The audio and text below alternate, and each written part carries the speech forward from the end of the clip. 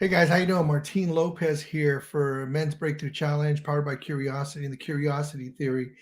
And every day I want to go live, so and talk about something that I've discovered in the Curiosity Theory or something that I teach in the Curiosity Theory. And today I'm going to talk about something that I coached somebody in the other day.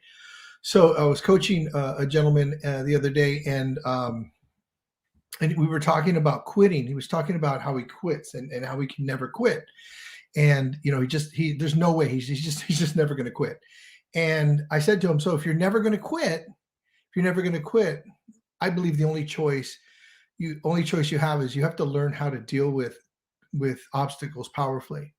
Because if what you're going to do is you're just going to keep pushing through, what you're going to do is just keep pushing through every day, day in and day out, and always work to make yourself better. What you're going to be up against is you're going to be up against obstacles. That's just what's going to happen, right?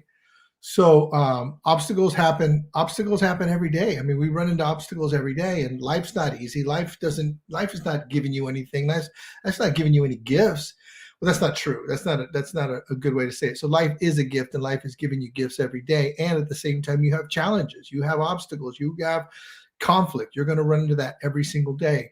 So if that's what's going to happen, if in fact what you're going to do is you're going to run into conflict, you're going to run into obstacles every single day, then what you need is access. You need a way to deal with obstacles, to deal with conflict, to deal with that stuff in a powerful way. And I say that the most powerful way to deal with that is the most powerful way to deal with that is curiosity. That sounds really, really weird. Like the most powerful way to deal with obstacles is curiosity. That doesn't make any sense. Well, think about this and just take a look at my logo. I have to point this way. So the logo is point that way. Okay. So everything's behind. So you take a look at the logo. There's the logo that I have is a light bulb with a question mark in it. So why did I pick that logo? A light bulb with a question mark in it. Why? Because the ideas come from curiosity. All ideas come from curiosity. And every single day, man, we are dealing with curiosity. We just don't realize we're dealing with curiosity. If we run into an obstacle, if we run into a conflict, we're like mostly just trying to figure it out. I call it the maze. Here's my workbook. This is a copy of the workbook. And one of the first things we talk about in the curiosity theory is a concept called the maze. It's like on page like 5 or 6 or something. Let me find it really quick. I'm going to show you guys. So this is it right here. It's called the maze right here. It's called the maze. So what is the maze? The maze is where we find ourselves as people, as men, when we're up against something, when we're up against conflict, when we're up against an obstacle. And how does the maze work? Well, the maze is that place that we get into constantly where we just kind of run around in circles. We run into walls and we turn left and we turn right and we go forward, and we don't necessarily get to where we want to get to as quick as we can. Sometimes we get lost. Sometimes we get frustrated. Sometimes we quit. But we're still in the maze. The problem is we're still in the maze. If we don't figure it out, if we don't figure out a solution to what we're dealing with, we will stay in the maze. You don't get out of the maze. Once you're in the maze, you will stay in the maze. So what do I mean by that? Well, let's say something happened to you years and years and years ago. Something happened to you and you made some decisions in your life. And from that point on, you're most likely going to be using the same decision and those same strategies to get out of those similar problems. So if those problems that you find yourself running into over and over and over and over, if they just keep showing up, then I say, unless we say in the curiosity theory, that you're stuck in the maze. You're stuck in the maze until you find a solution. So how do you find a solution? Well, you use curiosity, because curiosity allows you to step back and observe. It allows you to look at the facts, look at the stories, look at how you feel about where you're at, and look at what you need. So it's not a real maze. It's not a real maze, a real physical maze, but it's a mental maze. So in the maze, we're like I said, we're bouncing up against stuff. So how do you use those 4 things that I just talked about? Look at the facts, look at the stories, look at the feelings, look at the needs. Well, first off, the facts are you look at the situation that you're in. You stop, you take a breath, and you look at the situation you're in. Just the facts. This is the situation I'm in. I'm here. I'm stuck. All right. And then that's the first thing, you get that, right? So take a second to figure that out. The second thing is you want to look at what stories are you making. Well, I suck. This really sucks. This I hate this. This is somebody else's fault. This is the way things always turn out. This is the way my clients are. This is the way my wife is. This is the way my husband is. This is the way my girlfriend is. This is the way my boyfriend is. This is the way my kids are. And those are the stories that we make out of the situations we find ourselves in. And whatever story that you would make up would be your story. Stories are always built out of facts. And I'm going to say this almost every time I talk. So that's the first part. And then the second part. The third part is a story will always give you an emotion. It'll always give you a reaction. And all reactions are driven through emotions. They're all driven to energy.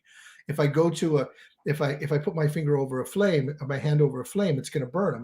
The reaction is I got burned, and then the emotion is, or the energy is could be fear, it could be startled, it could be scared, it could be, there's an emotion around that, right?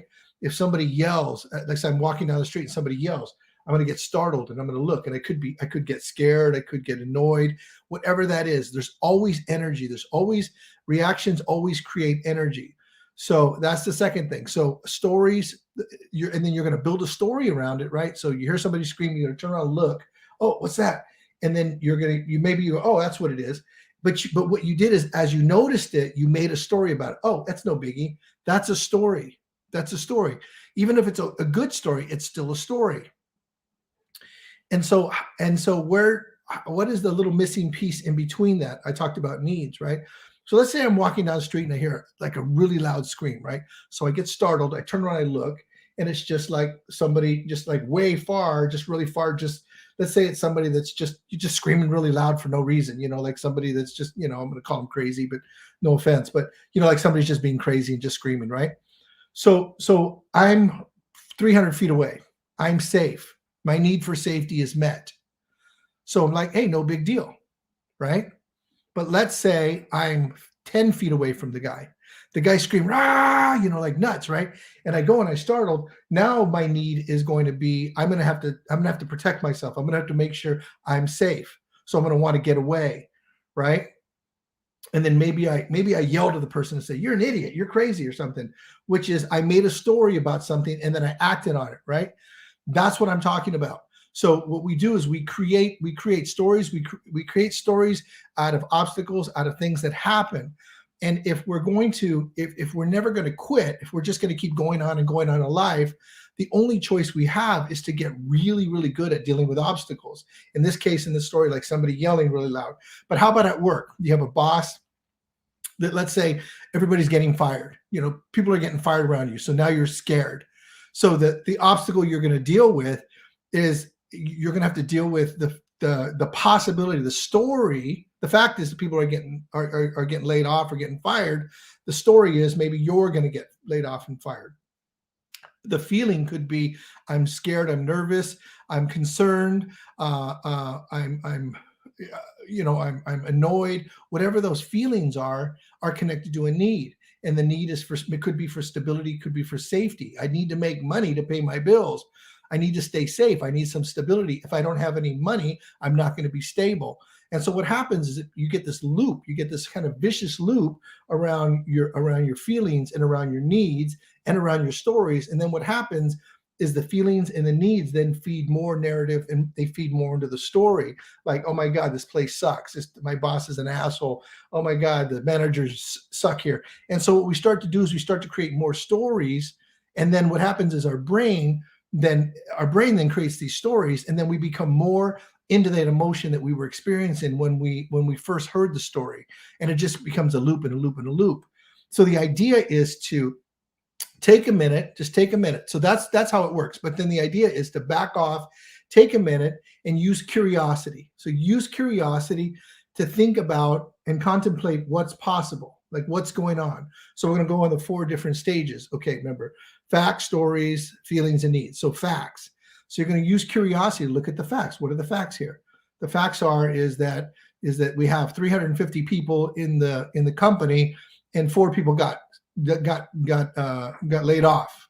Okay, that's the fact. Okay, what's the story? The story I make it mean is that everybody's going to get fired. I'm going to lose my job. Okay, That's a story, right? And then, so what about another story? What other story could you create? Um, I don't, you just create another story. You look and see what other possibilities could there be. Now, what happens with possibilities, what happens with creating stories is that you then have a choice of what to think about, how to focus your attention. So it could be a story. You could say, well, those three people, they were going to quit anyways, or those two people were terrible. You can make up a story about anything. In the curiosity theory, we talk about creating neutral stories so that you have no energy around the stories. And then what happens with that is it brings balance to you, because you're not making up a story, you're not making up a narrative. You see yourself making up a story, and then you see this mechanism of your brain and your body and all your emotions all working together actually against you. So creating a neutral story could be, I don't know what's going on. I don't know what's going on. 3 people got fired, it's the fact, and I don't know what's going on. You see that disengages the motion, and then the need then becomes a choice. My need is to figure out what's going on, or I don't have a need to dwell in this. It doesn't serve me. This doesn't affect my safety. That doesn't affect my living conditions. It doesn't affect my job. It has nothing to do with me. And you become very neutral about it. So then you don't have any energy about it, because what happens is whatever you focus your attention on, your energy is going to follow, and your emotions are going to follow that. So if what you want to do in life is just keep pushing, and you're never going to quit, the only choice you have is to deal with obstacles powerfully. And where obstacles lie, guys, where they lie inside of our own conversations for the most part. And I'm not saying that things don't happen externally, because things do happen externally. We observe something happening, but internally is where we create the conflict. Internally is where we decide if we're going to quit or not. So where does quitting come from? Quitting comes from our internal conversations. If our internal conversations that are saying we're going to keep going on, or we're going to not keep going on, I'm going to stop, or I'm going to keep going forward. Those are just conversations. Those conversations are fueled by energy, right? So you have a thought. Let's say at the gym, I go to MROC gym, obstacle course gym. It's super hard, right? And there's a lot of times that I'm doing a workout. It's like, I can think about, I'm going to quit.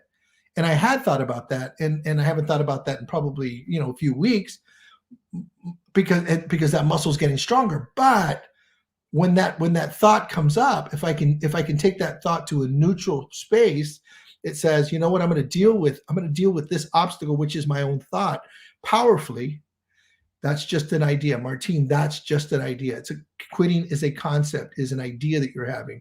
Where did that come from? Well, that came from my past, where I used to quit. That came from giving myself ways out in the past. I'm no longer doing that.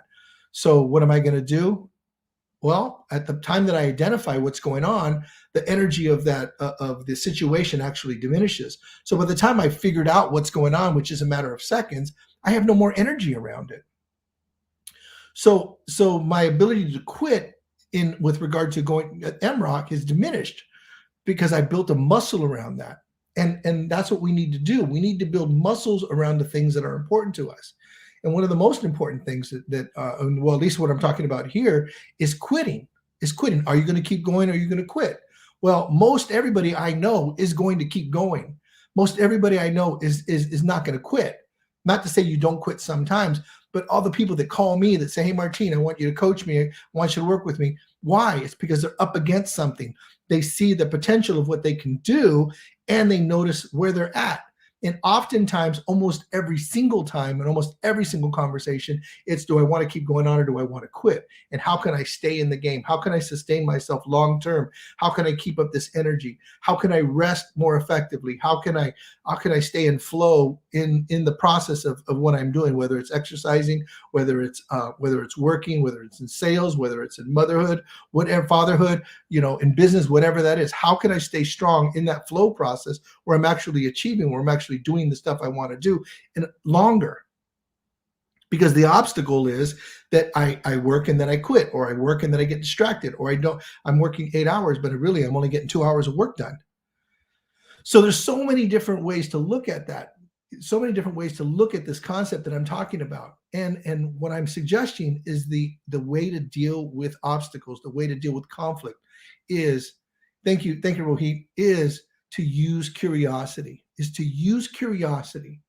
So, real quick, what I put together, just I want to take a second to invite you. I have room for two more people this weekend on January 8th. In 2 days on Saturday, I'm running my next program. The next Men's Breakthrough Challenge will be March 5th, but right now I have January 8th and I have two more slots available. So if you're a man, men only, no women, women are not allowed. It's just men. And the reason it's only men is because what I noticed in talking to some of the men that I coach, some of the men that have taken the curiosity theory, when we're in a group where women are in the group, that men hold back. They're not communicating what they want to communicate for whatever reason it is. I don't want to offend this person, or what I have to say and how I need to communicate it, because maybe I need to communicate it with some cuss words, or maybe I need to communicate it with some rage, or maybe I need to communicate something that is not going to make me look so good. And I'm okay doing that with men, but I'm not okay doing that with women. So what I decided to do is have a program called Men's Breakthrough Challenge, which is right here. And here's the workbook. I just got done putting the workbook together. This is the workbook for this weekend. And like I said, I got room for two more people. So if you're interested, men, then send me a DM and I'll send you the link to register.